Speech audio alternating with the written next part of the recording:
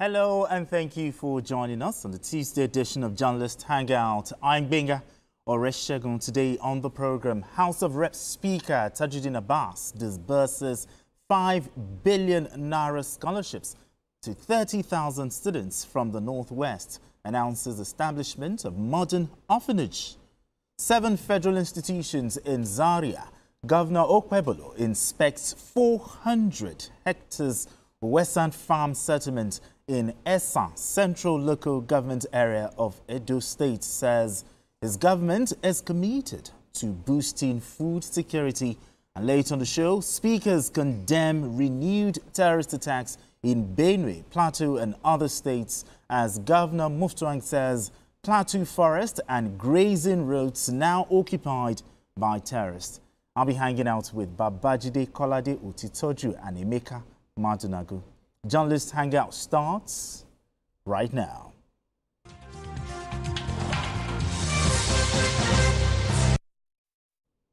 Now let's begin the conversation. Access to education is one of the cornerstones of national development, but for many people it remains a dream deferred by poverty and lack of opportunity. That narrative is beginning to shift for 30,000 students from the Northwest geopolitical zone, thanks to a bold intervention by the Speaker of the House of Representatives, Tajuddin Abbas. In a significant move aimed at human capital development, the Speaker disbursed 5 billion naira in scholarships to students across various tertiary institutions in the zone. Out of the total beneficiaries, 7,000 students are from Kaduna State, with the remaining number spread across the 6 other Northwest states. The Speaker noted that the drive to produce professionals in critical sectors is what motivated the initiative. Now let's hear more from the Speaker. Shuaibu Safia Junaidu, Buhari Muhammad Lawal. These scholarships will benefit bright young men and women from Jigawa State, from Kaduna State, from Kano State, from Katsina State, from Kebbi State, and from Sokoto State, and Zamfara State as well. Every corner of the Northwest will be touched. This is a truly grand endeavor, covering all 7 states of our zone and uniting us in the pursuit of knowledge and progress. What makes this scholarship program special is not just its scale, but its focus. We are directing support to students pursuing courses in critical fields like medicine, engineering, law, and technology, among others. And by so doing, we are investing in Nigeria's future: doctors, engineers, lawyers, and innovators. This program very much aligns with the visionary, renewed hope agenda of the President and Commander-in-Chief of the Armed Forces of the Federal Republic of Nigeria, Asuwaju Ahmed Bola Tinubu, GCFR. The administration of the President has placed a very high premium on education as a veritable instrument of national development. It is in this regard that this administration barred the student loan scheme. With the coming of the loan scheme on stream, it is intended that no Nigerian child should be left behind in accessing education. In the spirit of national unity and inclusive development, we have also concluded plans to support schools and institutions in several states, namely Kwara State, Ondo State, Imo State, and Bayelsa State, from the southwest to the southeast, from north central to the south-south. We are sending a clear message that every Nigerian child deserves quality education, no matter. Now, BKO, this is huge. I mean, apart from giving out scholarships and establishing modern orphanages, but talk to me. What's the idea behind this initiative? People, federal lawmakers are doing a lot of empowerment these days. We've seen a lot of them go to their states to present empowerment items to their constituents, like sewing machines, like motorcycles. I remember the late N58bn. He did an empowerment, the scale of which I've never seen in our country. Even tractors. Even tractors. I've seen the Kwara Central senator do the same thing. I even witnessed this empowerment scheme in Kwara State. So, what is particularly unique about what the speaker has done is that he has come out to empower the indigent students.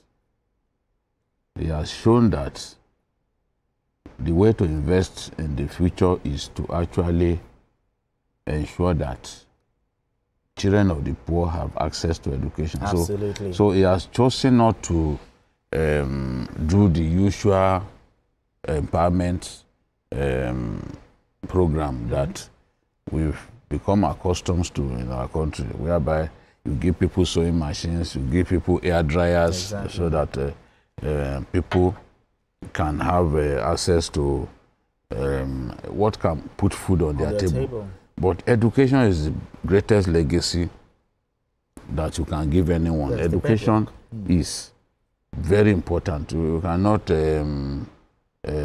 overstate the fact that education is very important in our country. And the speaker, coming from the Northwest, an educationally disadvantaged part of our country, has chosen now to spend all of that money, you know, to empower so many people, you know, give them an opportunity to have a head start in life by having access to education.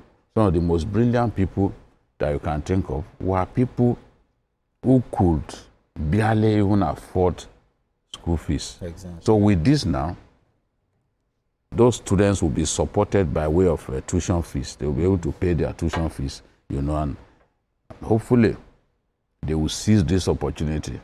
A lot of our people in our country, the elderly people in our country, benefited from Awolowo's free education. Exactly. They benefited from Awolowo's free education. And even after the Awolowo era, education was way cheaper in our country.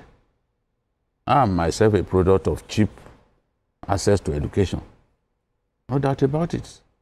Where you paid 90 naira in a whole year for a bed space in your dormitory. 90 naira. I'm not saying 90,000 naira. 90 naira. Very true. Yes. So Nigeria used to be very good now. And in those days, even feeding was heavily subsidized. People who eat chicken, they will be served eggs. My father, you know? did that. UI. Yes. My father, UI. Yeah. So it was like that. They will serve you eggs, they will serve you chicken. In fact, my uncle told me that in those days, if they wanted to organize parties, they will call themselves together, and then with their 50 kobo meal tickets, they will buy more plates than they need, so that they can harvest the food and the chicken on top of it, and they will now do a party. People from outside the school's walls will come in and enjoy the party with them. So it was like that. Bring back the old days. We really, I personally desire those old days. I know it's utopian to think that we can bring that back, but let at least do our best. Yes. We find ourselves in this situation. Let's take steps, remedial steps at least. And I commend the Speaker. Absolutely. The Speaker is a product of good education. He has a PhD. He's been an academic himself, and now he knows what it means. Yeah, I think he was a teacher. Yes, so that's why I said. I was an academic. So he knows what it means to have qualitative education. You know, not just quantitative, qualitative education. Absolutely. We shouldn't leave any child behind. So this is the message. I know that this is just the first phase. This Speaker will still do much more.